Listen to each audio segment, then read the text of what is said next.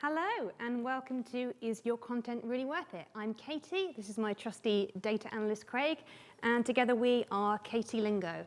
Today we're going to talk about the value of content, where to get ideas and inspiration, how to measure it, and how the power of consistent content can really give you a return on investment. So before we start, we're just going to have a couple of little introductions. As I said, my name is Katie Thompson. There I am. I founded Katie Lingo, which is an outsourced content marketing service predominantly for agencies and small businesses in 2016. I have a journalism background. I trained with the National Council for the Training of Journalists and the Chartered Institute of Marketing, so I like to think I bring the sort of traditional journalistic skills and the more modern digital marketing skills to the table. And over here on my right is my trusty data analyst Craig. He has always been in the background since about 2016. He came on board officially in September 2020.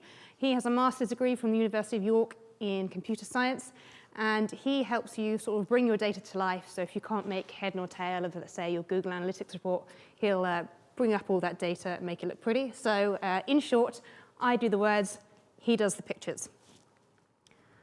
Now, today we're going to be talking about content, the C word. Now, I don't know about you, but for me, I think this is a little bit of a catch-all term. I'm not a huge fan of the word just because it's thrown around too willy-nilly. For example, a brand like Netflix might say, our users are consuming content. When they're not. They're sitting in their pants watching box sets. Let's be honest. For me, content kind of makes me think, the contents of my baked beans, the e-numbers, or perhaps the contents of Rick Mail's pants.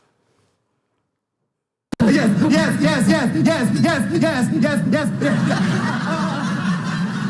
Wind smear. Wind smear? I don't think we need to take the contents of your underpants. Well, actually, that's where you're wrong, Eddie. Because if you think carefully about it, we will need to take the contents of my underpants. So obviously, let's be serious. We will try to avoid the marketing speak where we can. So today we're going to talk about not just why you should create content, but why you should be consistent with it and why you should have a strategy in place. What if I told you that having a consistent content marketing strategy could yield these kind of results?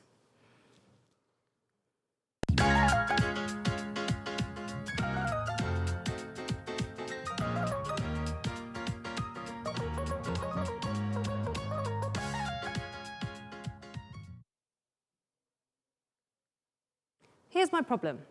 Because I work with agencies, agencies outsource their client work to me. So for example, they take on a new client, they decide they want to run a marketing campaign, they need some content for this campaign. I'm going, hi, yeah, pick me, brilliant. They come to me, they give me a brief, I write it up, do a few amends, bing, bang, bosh, everybody's happy. The only way I can tell if somebody's actually happy with my content is if they come back to me and we have that sort of retained customer relationship.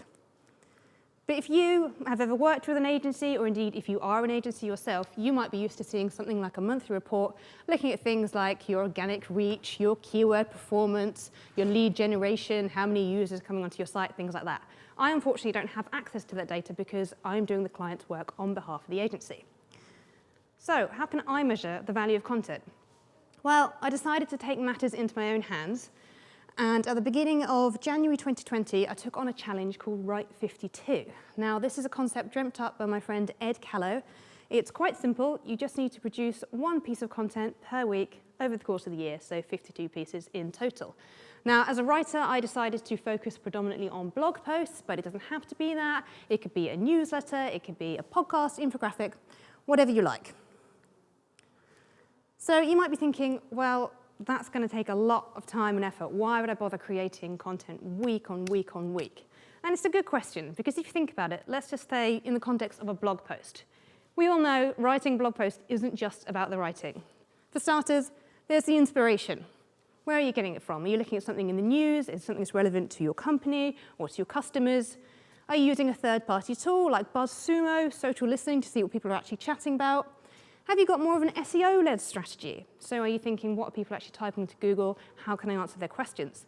Have you got more of a content or editorial strategy, certain time-sensitive pieces?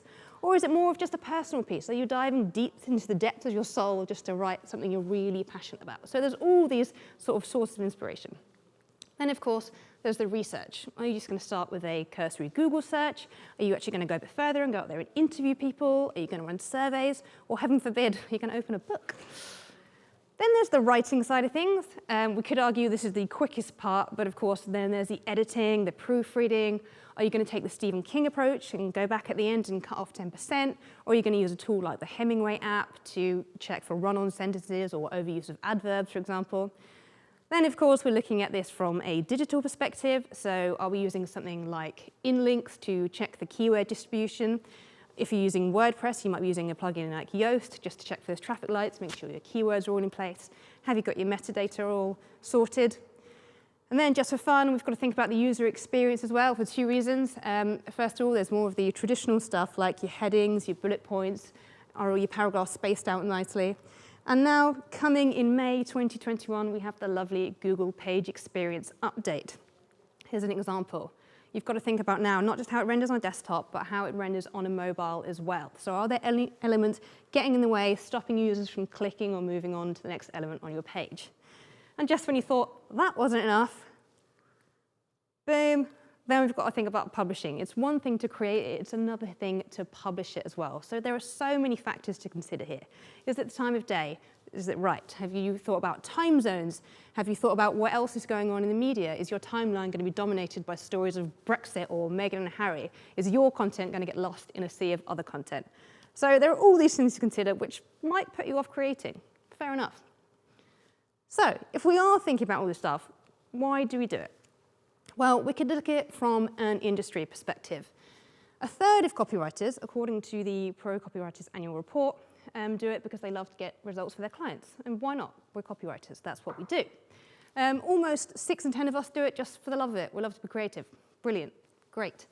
If we look at figures from the Content Marketing Institute, almost 3/4 of us use it to actually nurture their audience and drum up our subscribers and ultimately generate more leads.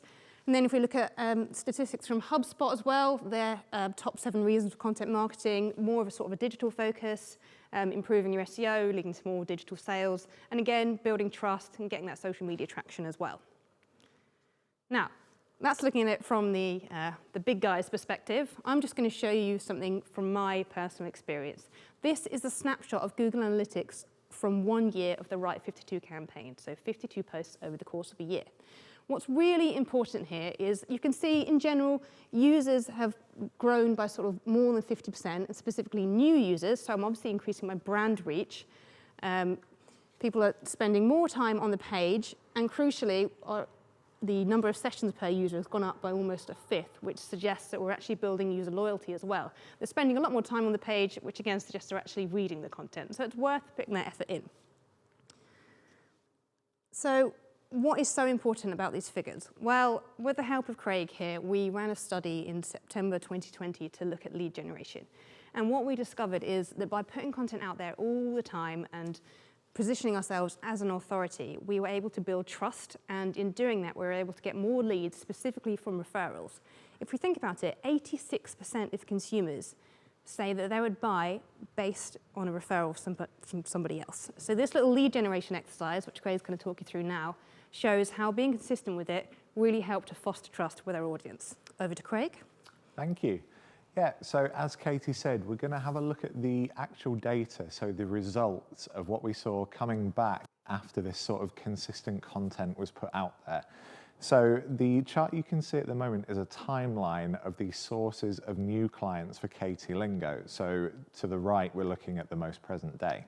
And we're going to focus on a couple of colours in particular that really tell us a story. So at the start, we can see a lot of red bars, and they sort of merge into orange bars. Now, these red bars were just organic clients coming in, sort of as we started, just they happened. And the orange bars were really when we started to make more of an effort with networking. So these are online networking events and in-person networking events, and they really started to kick in. And now, obviously, towards the middle of the chart, the pandemic happened. We couldn't attend many networking events anymore. So those orange ones fall off. They stop in the middle of the chart as expected. Now, the ones that we really want to see are towards the right side of the chart, so coming towards modern day, the teal colour ones in particular. So the teal coloured bars are referral clients. So these are word of mouth. These are coming in because either people are talking about us or they've seen content that's put out there, and there's a sense of trust coming from the consistent content. And as you can see, not only are these teal bars coming in much higher numbers, they're stacking on top of each other. So we're seeing multiple new clients per month just from referrals. And the next slide will actually give us an even better idea of how that's happening. So again, towards the right-hand side, we're looking at the modern day, so the most recent things after the consistent content has been put out there. So the red bar, again, they're organic clients. They've always happened. As you can see, they're increasing, but it's a very, very steady curve. It's a very sort of predictable curve that just happens over time. So we're going to focus on the others. You can see the orange bar, the networking bar, again, drops off. There's a reference line of the pandemic again. That's entirely to be expected. We're going to check the other bars. So the blue bar at the bottom is LinkedIn. So we're saying that that's coming from consistent content put specifically on LinkedIn.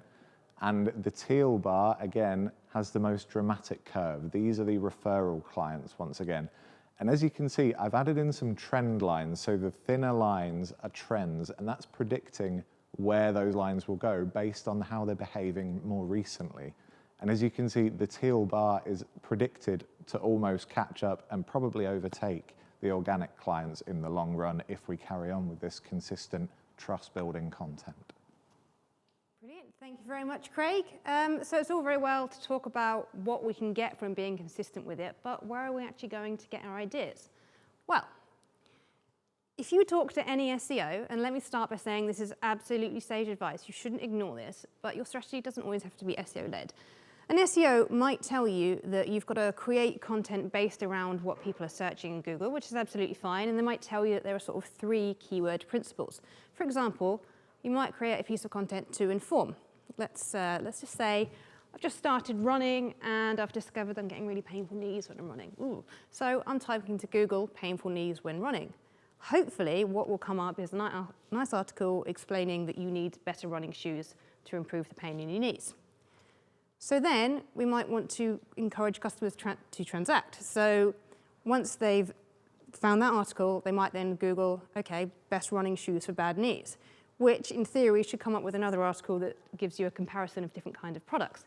Then we have what's known as a navigational query, which is basically talking about the brand name of a specific product. So that comparison article might bring up the particular brand name of a running shoe, and then they're going to search Brooks Adrenaline GTS 20 into Google. So that's great. That's kind of taking people down that customer funnel there, and it's absolutely fine to create different kinds of media based on those sort of search queries. But we're not always just trying to transact, are we? Let's think. You might also create content to inspire people. Case in point, here's a blog post I wrote for a charity called Deafblind UK in 2019, talking about running the London Marathon for them and fundraising for them. In the same campaign, I also tried to make people laugh. So you might want to amuse people with your content. Here's me talking about the fundraising campaign I did for Deafblind UK. Quite an interesting fundraising campaign. Yeah, I decided to do something a bit creative with it and came up with a campaign, if you will, called Dares for Donations. So rather than just asking people to just donate, because people are grumpy, I thought I'll tell them, if you donate, you can give me some sort of public humiliation dare, and I will carry it out for you within reason. Film it. It's very brave. So we were doing that to try and get people to donate by me publicly humiliating myself. So more importantly, you might create content to raise money for a good cause or promote something you're really passionate about. Here's me running around Tesco singing Black Boxes Right on Time because somebody dared me to in exchange for a donation. Now that might look a little bit silly, but we had a fundraising target of £1,500 in 6 months, and we reached it in 6 weeks. That particular clip went viral on LinkedIn. It got 90,000 views, and it got a lot of good PR. We ended up going on the radio, we got on the newspaper, even on local telly. just from doing a silly campaign. So it doesn't always have to be about making people buy. And in the context of speaking about going viral, we need to remember as well that the impact doesn't always have to be immediate. You see things like Greg's putting out something about a vegan sausage roll or something like that. That's great, and they go viral for a few minutes, and people might buy instantly, but your content doesn't have to be immediate. Case in point, here's a little clip here from an interview with Mike Winnett. I've got a video now at the moment, actually. It's 2 years old. It's now doing between 7,000 and 10,000 views per day. Now, 2 years later. Wow. And in terms of revenue it's making me more now per week than it made me in like the whole sort of 2 years. Yeah, same thing for me. Like in, November 2019, I wrote this post and the whole premise of it was sort of blowing out someone else's candle won't make yours burn any brighter. And that got like 120,000 likes or comments or whatever. And it's still, every now and then, I still get notifications popping up about it. So like you say, good content has longevity and can lead to revenue. So we've got to remember there that creating content organically can still lead to revenue, and it doesn't need to be instant, which is probably making you think, well, okay, I haven't got the money to make all this kind of content. Let me remind you that it really doesn't need to cost the earth. The barrier to entry nowadays for making content is so small. Anyone can create a podcast from their bedroom or be a YouTube star. Case in point, here is my nephew. He is 8 years old. He went viral on YouTube just because of YouTube influencer, which I do not understand, helped him and mentioned him in one of his videos. I can tell you from personal experience that the Right 52 campaign, over the course of a year, 52 pieces of content cost me less than £1,000, probably less than £500. And let's not forget as well that it's not just about building your audience and getting more sales in, it also has the power to do other things, for example, winning awards. We recently won the Silver Award for the best low budget campaign at the EU Content Awards. So again, really great PR, and it doesn't need a lot of money to kick it off.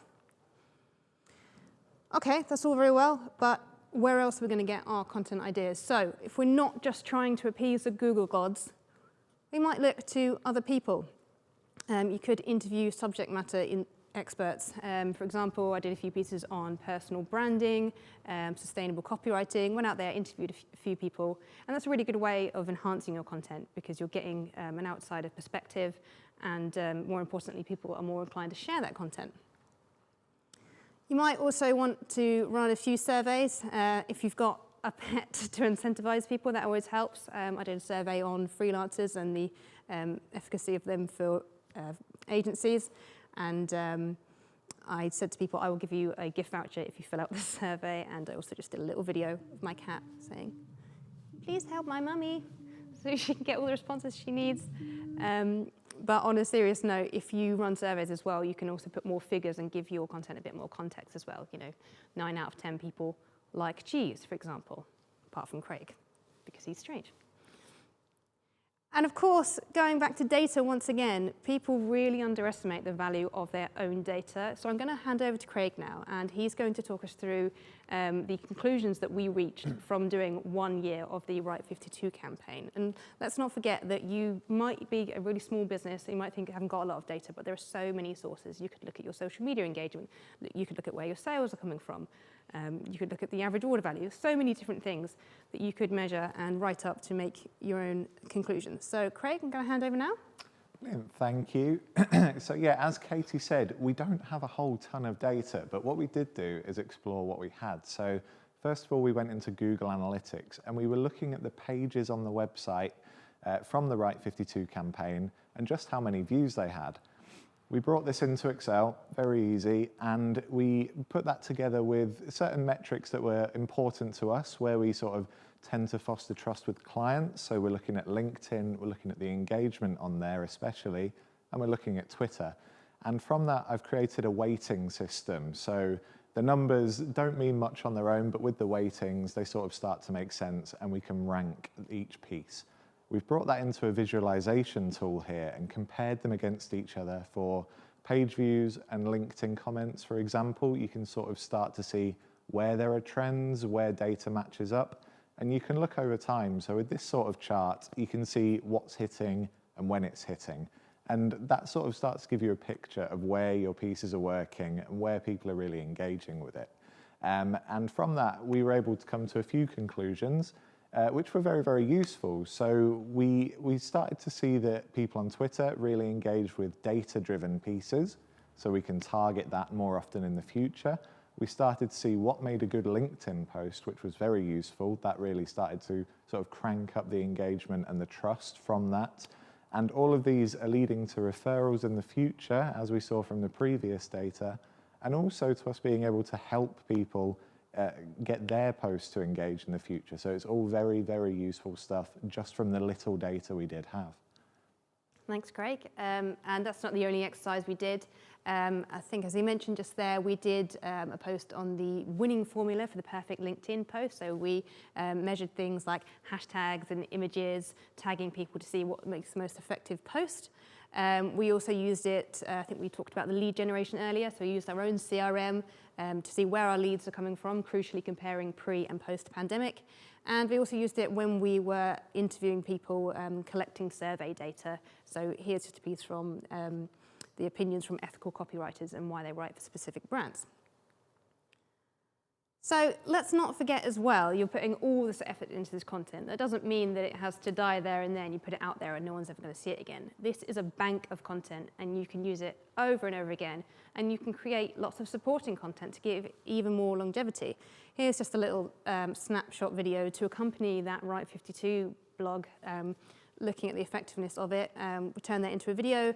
You can turn it into an infographic as well, perhaps take some of the salient points and just tie them up with the numbers, or you can use videos to give your blog post a bit more visual context, or you can even use podcasts to put your personality across, or perhaps take some data and expand on it with a blog post. So it's all these different ideas, and it's a really helpful way of just making your content last that much longer. So, talking about the inspiration we were discussing earlier, why should we use these specific 4 in addition to being guided by SEO? Well, if we're interviewing a subject matter expert, first of all, we're getting more credibility there, and we've got to think about things like Google's expert authority and trust. It really trusts content that shows you've done your homework. Secondly, if you're going to share it, you're going to tag them in it. We've all got an ego. We all want to see our names out there, so these people are going to be more inclined to share that content if you've worked with them. Running surveys is really great because it gives you that lovely data visualization like Craig showed you. Again, gives you a bit more credibility there and adds some context to your pieces. You know, saying X number of people like, well, we've said cheese. What else don't you like? Pickle or something. Using your own data is really, really valuable, and it also shows that you are staying ahead of the curve in your industry. Again, doing your homework and you actually know what you're talking about. And adding that supporting content, not only can you drip feed it and make it last that much longer, but you can also trial it with different audiences. You know, for example, video might work a bit better on TikTok or Instagram, whereas a blog post might work better on LinkedIn, for example. So you're really expanding your reach there and getting out to all these different audiences, just essentially from that one piece of content. So that is pretty much it from Craig and myself. We're just going to go through the key takeaways now to help you create a really impactful long-term content marketing strategy. So, first of all, good content will take time, but it is worth it. You can see your revenue jump by up to 87%. Those figures we were talking about at the beginning, they were all from the Right 52 campaign. It's been hugely successful, and you don't need to spend a lot of money to do it. Second of all, you might think putting out a blog post, well, what does that mean to me? You can measure it, but you just need to focus on the metrics that are really important. Using things like data visualization, like Craig's explained, and thinking, okay, what means more to me? Is a LinkedIn share worth more than a like, for example? Probably is. Your own data is incredibly useful. You can use this to guide other people, to show knowledge about your industry, and encourage people to share it. And again, building that trust as well. You don't have to always answer to the Google gods. By all means, do that. But you know, if you can spark a bit of a debate as well, put something on Twitter and LinkedIn, get people talking, that's going to really increase your brand reach just organically. It's not always just about the creation or the writing or the filming or whatever. You've got to think where you get that inspiration from. You've got to go out there and interview people, consider how people are processing that content as well. Are you making it accessible? Is the user experience good? And of course, you must go back and edit it as well. And finally, if not most important, please get other people involved. It's so good to just build up those communities. I always say build communities, not content. Get out there, talk to those subject experts, get different opinions, because it will really enhance your content and make people talk about it and make people trust you. So that is all from me and from Craig. You can check us out on the socials here. It's katielingo.co.uk, and for your Facebook, Instagram, Twitter, it's Katie Lingo York. Thank you very much for listening. Please let me know if you have any questions. Thank you.